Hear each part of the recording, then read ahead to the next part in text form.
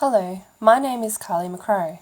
Thanks for joining me today as we look at the paradox of the city. We will be looking at a series of images in relation to this theme, but more specifically relating to this quote from The City, Its Return as a Lens for Social Theory by Sassen. It reads, "If we consider that large cities concentrate both the leading sectors of global capital and a growing share of disadvantaged populations, then we see that cities have become a strategic terrain for a whole series of conflicts and contradictions. We can then think of cities also as one of the sites for the contradictions of the globalization of capital. I particularly would like to focus on this contradiction between global capital and the disadvantaged populace, and how this is represented in the cities of the world. In colloquial terms, the haves and the have-nots. This is, of course, an oversimplification of the complexity that is the city economy as part of a globalized nation. However, it is very fitting when looking at the first image. This image uses black and white to starkly contrast the juxtaposition between the man sitting in the window and the woman outside on the pavement. I find particularly interesting the contrast that is at play here between that which is presented in the window and that which is outside. Though this is a very micro view of the city life, there is a reflection in the window of the opposite street with a car, what looks like a gilded or wrought iron fence, even a fountain. The man in the window is quite well dressed and has the time to sit in a coffee house. This landscape could certainly be considered upper class.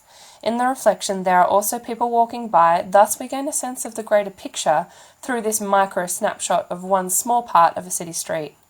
The frame is positioned so the man is quite high in a position of superiority over the woman, who is crouched low on the street, which resonates with Saskia Sassen's description of a strategic terrain. No one is smiling, and there is a sense of disconnection within this image which is representative of the alienation, in spite of populous concentration, that many who come to the city experience. There's a greater conflict in this image between the dark window and the light outside, thereby questioning the paradoxical belief that money doesn't buy happiness. The woman looks quite dejected and could be interpreted as being homeless based on her clothing, demeanour and positioning. However, she's not part of the rat race, so to speak, and this is almost presented as a cleaner version of life. This image calls into question what is not being shown. We know the homeless in many cities are moved on, particularly out of affluent neighbourhoods, so there is a tension here between the static and the fluid. We don't know where this woman belongs, or how long she'll be able to remain in this small part of the street, nor what is offered to her in terms of services. The homeless aspect of city life is one we will explore further. In some cities, like LA, the homeless problem is a very visual problem. Though some cities such as Tokyo, the homeless are an almost invisible population. It certainly seems in this image the woman is trying to make herself as invisible as possible, perhaps to avoid being moved away. The dichotomy between rich and poor was very strongly represented to me during my time living in Tianjin, China, a city of vast contradictions and dimorphic economies.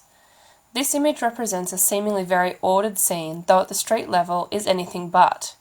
The juxtaposition of the two physical worlds is indeed metaphorical for what is going on socially. The sense of order and utopian design from overhead is intentional as part of the communist regime, whereas underneath there is secret turmoil within China in terms of its two diametrically opposed philosophies, communism and capitalism. Though not visually represented here and not officially recognised by the government, there is a large population of disadvantaged people present within this image.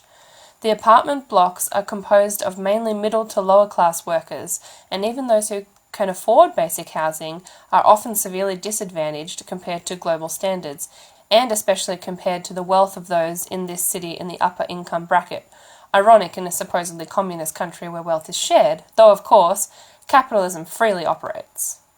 And of course, covering the whole image in a fine haze that is concentrated on the horizon is the smog that blankets many developing cities. This was actually a very clear day. At times, it wasn't possible to see the next building. Pollution is certainly an issue many cities are struggling with as they expand and become even more industrialized and populated. However, everyone breathes the same air, rich and poor, a government official and the homeless people they pretend don't exist.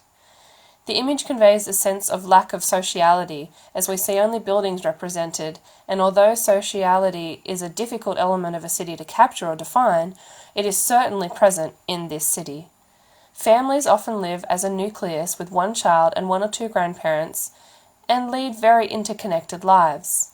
Cities can be vast and sprawling, yet concentrate populations so that sociality is often compulsory. It is this condensing of the population Sassen describes that I'd like to focus on in the next image. Again taken in Tianjin, this image both represents the physical lack of room in the city and also metaphorically the way in which people live. With so many people crowded into so little space, most people of low or moderate means must live in small spaces to access what they need and afford where they live, thereby controlling city sprawl.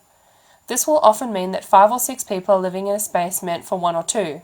It is therefore necessary to make use of the surrounding space, including the building facade. Thus, on a ledge intended for air conditioning units, a rarity among such households, a man keeps his birds. There is a strong visual similarity here between the caged birds and the caged people. There is an innate contradiction between the economic freedom afforded to the working class with spending power and the tethered lifestyle by which they must continue working to afford their economic freedom. In this way, both the human and avian occupants have the cage as a commonality. It's ironic that the birds on top of the cage are actually free and choose to visit the roost, almost mirroring the actions of the wealthy elite who collectively hold a large portion of global capital, yet choose to live in places where they seemingly are shackled to the system that has made them wealthy. Many buildings in Tianjin and China in general are very utilitarian, both because it is cheaper to build that way and as part of the conformist nature of communism. This building certainly fits that bill, being a little dilapidated and certainly abiding by different health and safety standards that are common in more Western cities. This image is a representative microcosm of what it is like to live a city life in many Chinese cities. The paradoxical conflict and contradiction mentioned by Sassen is epitomized in the next image, taken in Casey Park, Johannesburg.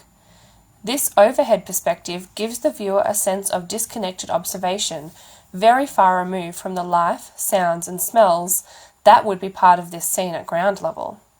The difference in economic makeup is stark. Whilst the community on the left is full of large houses, lush gardens, and roads clearly meant for cars, the community on the right consists of small, impermanent dwellings, mainly built of scrap and tin, with small foot-roads and dust-covered land. This image is part of a photo series by James Miller, who took drone images from all over the world based on these types of oppositional landscapes. It is clear that city life does not benefit everyone equally. Comparative wealth shapes not only an individual's future and spending power, but also transforms the very land on which these communities exist. One community has been planned and carefully built. The other speaks to Sassen's reference of a growing disadvantaged population where towns arise out of need and on the fringe. This image geometrically expresses the contradictive sociality between the wealthy and the poor. Though the wealthy neighbourhood is certainly ordered and neat, most of the houses either face away from one another or are aligned in parallel, thus reducing the connection between inhabitants. This directly opposes the slum district that is formed as a circle from a central point and organised chaos. This insinuates more social connection or reliance on the community as a whole, where those in need work together, which is important to reflect on when considering the social satisfaction implications in regards to standards of living. The ability for economic power to affect social expression and even landscapes, as seen all over the world, is intrinsically interwoven into the city. The conflict between the represented wealthy citizens or tourists versus the underrepresented homeless population is clearly depicted in this image of a man sleeping near a pier at Waikiki Beach, Hawaii. The homeless man is actually quite a dominant part of the image, representing how large of a problem homelessness is in Hawaii. This reminds me particularly of Santa Monica in California, where the homeless population is a very visual part of the landscape and will often camp out or create small communities in front of multi-million-dollar seascapes.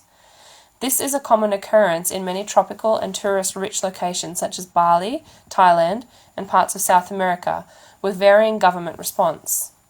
Even using the word problem to describe homelessness is done so from a biased perspective as someone who has never been homeless. In Hawaii, those who sleep outside are considered to be a blight, detracting from a city that has had a controversial history in terms of cultural reform and government control.